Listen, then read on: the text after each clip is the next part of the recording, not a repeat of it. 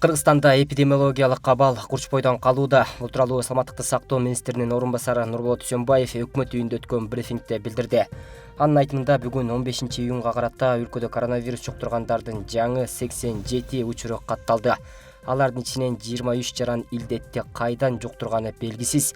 Жарандар санитардык гигиеналык талаптарды сактабай жатат. Жөнөкөй мисал, бет капты тагынбай, аралыкты сактабай жатканын көрүүгө болот. Коомдук транспорттар жүргүнчүлөрдү толтуруп алууда.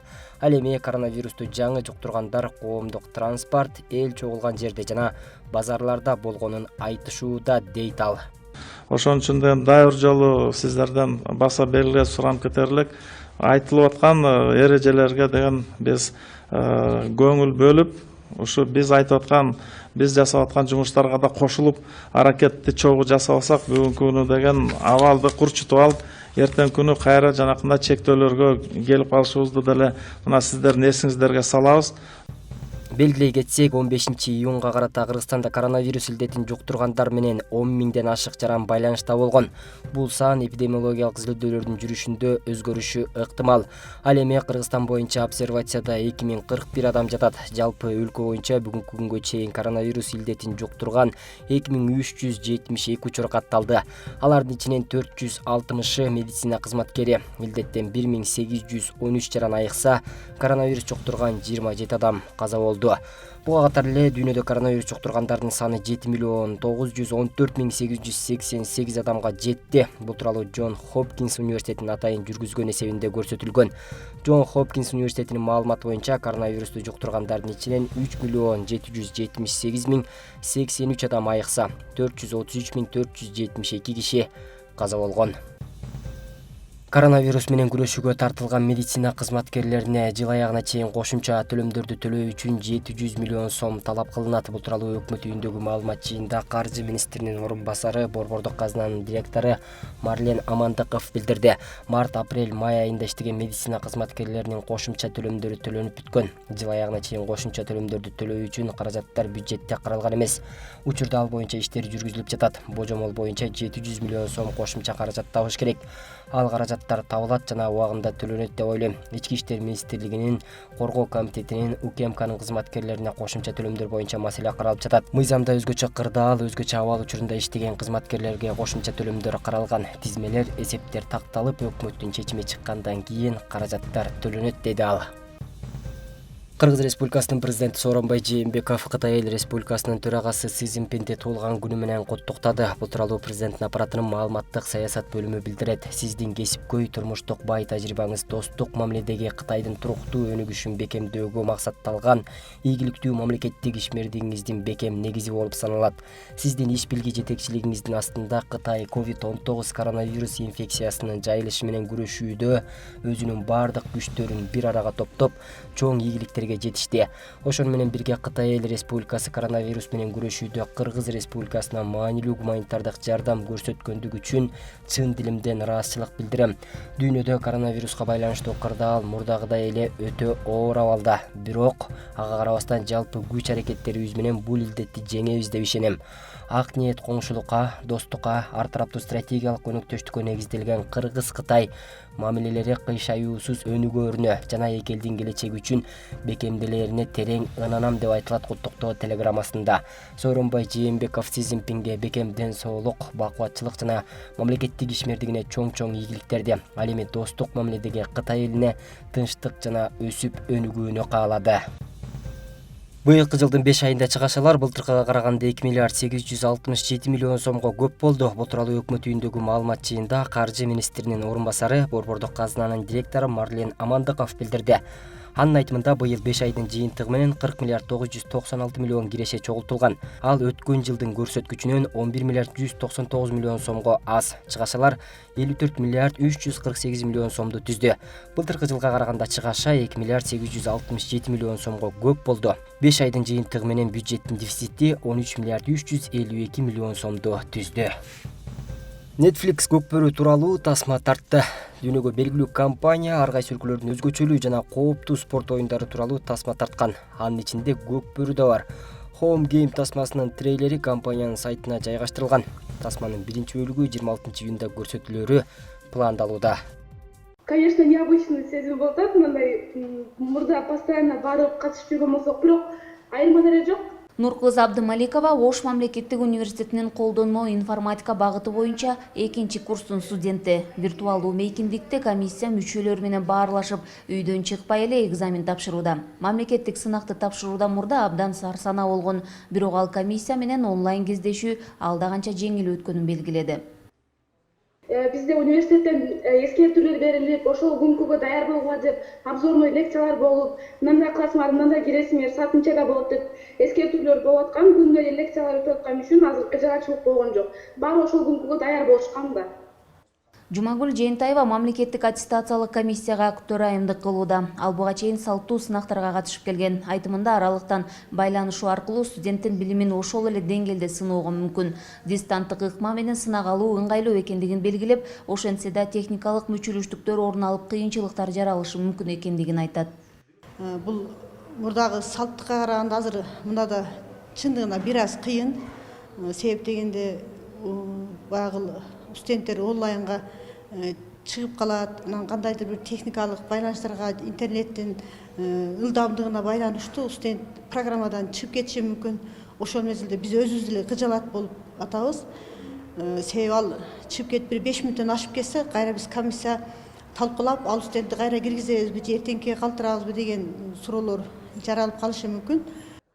Окуу жайдын жамааты биз үчүн чоң деле жаңылык болгон жок дешет. Университет буга чейин онлайн ыкманы пайдаланып келген. Дипломдук ишин онлайн көрсөтүү жана мамлекеттик сынакты аралыктан берүү айрым адистиктин талабы үчүн туура келбей калышы ыктымалдыгын эске алышып, бүтүрүүчүлөргө алдын ала талаптарды коюшкан. Анткени математика жана информациялык технологиялар факультетинин өзүндө эле 12 адистик бар. Алардын айрымдары практикалык аткарыла турган көнүгүүлөрдү да жасап калышы мүмкүн.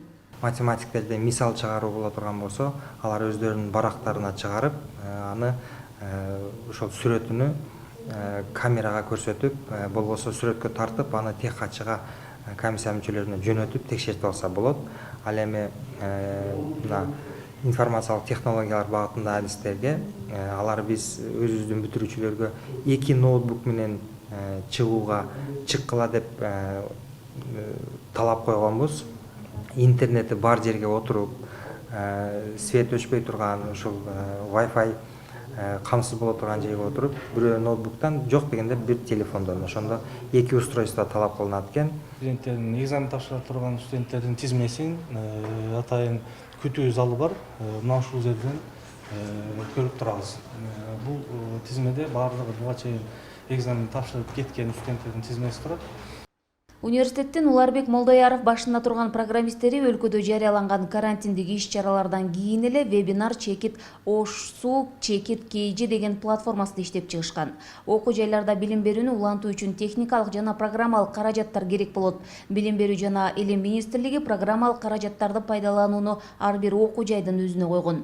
Программисттердин командасы коопсуздук жана бардык материалдарды толук сактап, архив түзүү максатында ыңгайлуу программаны ишке киргизишти. Open source'тук программа бар, Бекбулубаттын деген. Мына ушул программаны алып, биздин буга чейин пайдаланып аткан программаларыбыз менен маалымат алмашуу мүмкүнчүлүгүнө жеткирип, өзгөртүп иштеп чыктык. Бүгүнкү күнү ушул программанын жардамында жалпы жыйынтыктоочу экзамендер, мамлекеттик аттестациялык экзамендер мына ушул программанын жардамында жүргүзүлүүдө. Бул программа онлайн форматта, интернет байланышы бар, бардык жерден чыгуу мүмкүнчүлүгү бар.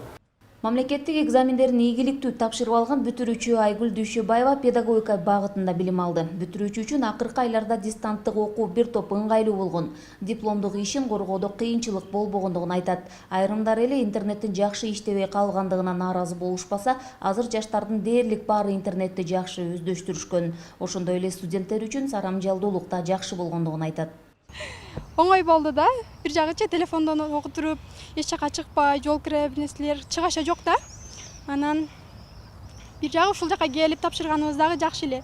Досторубузду көрүп, Көпчүлүк баары эле телефон, интернет колдонгондуктан кокустан келген пандемия учурунда студенттер менен мугалимдер үчүн аралыктан окутуунун техникалык оорчулугу болгон жок дешет. Ошентсе да студенттерди оңой маалымат алуу жолуна түшпөй, өз алдынча ой жүгүртүүгө, анализ жасоого үйрөтүш керектигин айтышат. Билим берүү жана Илим министрлигинин буйругуна ылайык жогорку жана орто окуу жайларында дипломдук иш, мамлекеттик экзамендерди өткөрүү онлайн түрдө өтүп, экинчи курстун студенттери тапшыра турчу кыргыз тили жана адабияты, Кыргызстан географиясы жана Кыргызстан тарыхы боюнча мамлекеттик экзамен 2020 жылдын күзгү семестрине жылдырылды. Гүлжан Ажыматова, Бектур Калыбек уулу, Ош шаары. Чет өлкөлөргө кеткен мигранттардын ичинен Европа өлкөлөрүнө салыштырганда Түркияга келгендер эч кандай тоскоолдуксуз 90 күндүк туристтик виза менен кирип, ошол убакыт ичинде бул жактан иштөө жана убактылуу визаларын жасата алышат. Мына ушундай ыңгайлуулук болсо да, бул жакка келген кыргыздар үчүн көпчүлүк убакытта проблемага айланууда. Анткени дагы да укуктарын билбегендиги жана виза жасатууда бул кызматтагы фирмаларга кайрылганда 2 эсе ашыра акча төлөгөндүктөрүндө. Анысы аз келгенсип, алданып эч нерседен жок калгандыктарында. Бул иштерди фирмаларга кайрылбастан өздөрү да бүтүрсө болот болчу. Түркияда үй жумуштарына багуучу болуп иштегени келгендердин көбү туристтик визасы бүткөндөн кийин отурма изин, башкача айтканда убактылуу уруксат визасын жасатышат. Анын мөөнөтү 6 ай же 1 жылдык болот. Аны алыш үчүн өздөрү эле эч кимге кайрылбай, ар бир шаардагы Түркия миграция башкармалыгынын бөлүмдөрүнө кайрылышат. Же болбосо интернет аркылуу сайтына кирип, рандеву алышса болот. Алар белгилеген убакытта тиешелүү документтерин ала келип, убактылуу виза жасатышат. Мунун кыйынчылыгы жок. Андыктан фирмаларга кайрылып, үстөк төлөм төлөбөй, өздөрү бүтүрүшсө толук акылуу. Oturma izni ilk defa alacaklar. Neler yapmalı? Отурма изинде убактылуу визаны алгачкы жолу алып жатышса, эмнелерди кылуу керек? Буга тиешелүү бир кичинекей процедура бар. Ал эмне? Эң биринчиден өзүңүз жашап жаткан жердин миграция бөлүмүнө катталасыз. Андан соң бир папка алып, анын ичине саламаттык камсыздандыруу кагазыңызды жана 3-4 өлчөмүндөгү фото сүрөт, паспорттун копиясын, ошондой эле Түркияда кыймылсыз мүлкүңүз бар болсо, анын документин коесуз. Эгер иш визаңыз бар болсо, анын документтерин да коесуз. Жок болсо, квартираны ижарага алып, кыскасы ошол жашаган жериңиздин адреси керек.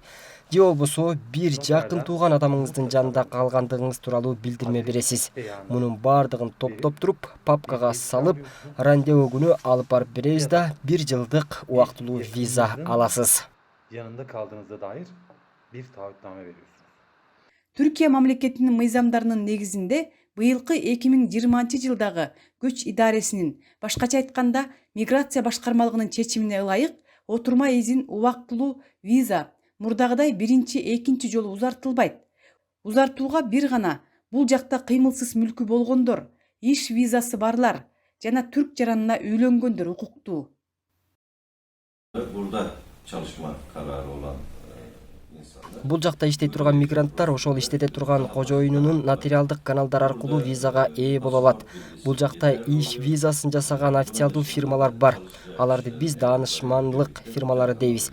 Виза алууда кыргыз жарандары бир катар проблемаларды көрүшүүдө. Анткени кээ бир фирмалар жана айрым өзүңүздөрдүн кыргызстандык жердештериңиздер акысына ашыгы менен акча талап кылып, жасабай койгондору алдап кеткендери да бар. Ayrıca personel istihdam işini yapanlar var. Ал эми иш визасын болсо ишчи өзү жасай албайт. Иштеген жери кожоюну жасайт. Алгач социалдык камсыздоо мекемесинен камсыздандыруу боюнча документ алынат. Андан соң үй бүлө, иш жана социалдык кызматтар министерствосуна ал кагазды алып барып, ошол жактан иштөө визасынын тиешелүү документтери бүткөрүлөт. Бул иштердин бардыгы төлөмсүз эле бүтөт. Эгер иш визасын жасатуу үчүн фирмаларга кайрылышса, алар 1500дөн 5000 лирага чейин алат. Түркиянын мыйзамында камсыздандыруу, түркчө айтканда сигортасыз иштеткендиктери үчүн кожоюн 70 000 лира штраф төлөйт. Сигорта үчүн ай сайын мамлекетке 600 лирадан берилет. Çalışma iznini ilk defa yaptıracaklar. Neler yapmalı? Иштөө визасын алгачкы жолу ала турган болсо, эмнелерди кылыш керек? Буга тиешелүү атайын эрежелери, саламаттыкты камсыздоо документи. Демек, сигортасы болсо, ишке киресиз сөзсүз түрдө.